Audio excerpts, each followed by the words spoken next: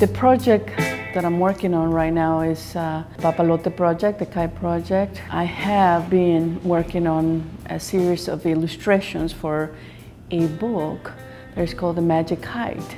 It's about a little boy who lost his dad to deportation.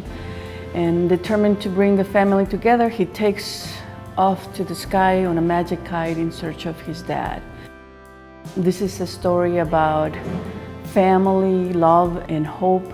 And I'm hoping to teach the children how to move on and continue and grow. As a mom, I knew that these kids needed to tell their story. I have 2 children and they're American. These children are also, and they're losing a parent. It just broke my heart. And as an artist, I needed to do something. They need a hero, they need somebody to believe in. And that inspired me to do an exhibition. I went to one of the largest Catholic church in Charlotte, and I invited children who were going through the trauma of separation to come to my workshop and create a kite. And I remember I told them, we are going to create a magic kite that is going to tell your story to the whole world. I'm not just sharing my colors, my culture, but also the issues that are affecting my Latino community.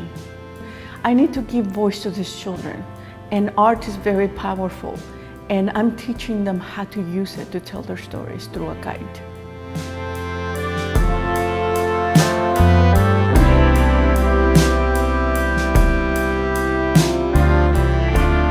I'm a painter who makes dolls, and now photographs and a little film.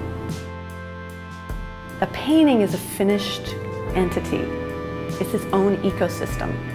But a doll is always part of something bigger. It's always a means for projection. I consider the root of everything that I do in portraiture because it's character that I'm really, really interested in. And that's also connected with a growing interest in Buddhism and how the take on personality, that it isn't something personal, that it's something that is the result of circumstances, and that it's flimsy, that it's not something solid. Which, you know, the dolls, one of the things that just totally captivates me is how you can take one mold and with facial resurfacing, you can completely build a totally different personality. The draw is that moment when I'm working with paint or material and then someone starts looking back at me. And that mystery never fails to astonish me. It is always that, so that moment when there's that life that enters the material, you know, before it's just stuck, and then all of a sudden, okay, done.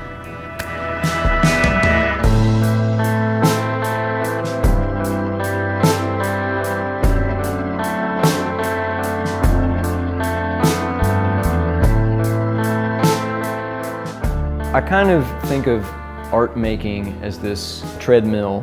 You know, you're just like constantly making stuff and then looking for these little bits of magic or inspiration or whatever seems to work. And the things that kind of reoccur tell me that they're important, and so I go back to them. I worked really hard to find my own imagery and find my own way of making things and find my own way of translating how I see the world. It's kind of been my mission to basically gain vocabulary in terms of processes and materials. So I'm always continuing what I've done before in terms of drawing, then I'm always trying to add new things. Woodworking, metalworking, paper mache, and then working with dancers and performers. A whole new set of skills is required for that too. So I've gotten into movement, gotten into prop making, soundtrack making, and all of that is connected just through that kind of personal spin on seeing the world. Everything is contradictions, so everything is frightening and silly at the same time. I kind of feel comfortable within that realm of absurdity.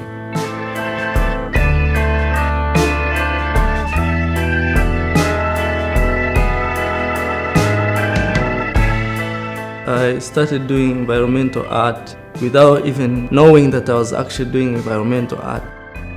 People started looking at my work and relating it with the environment, because I was saying, oh, the plastic bottles are harmful to our country. Uganda is the Pearl of Africa, way, way beautiful.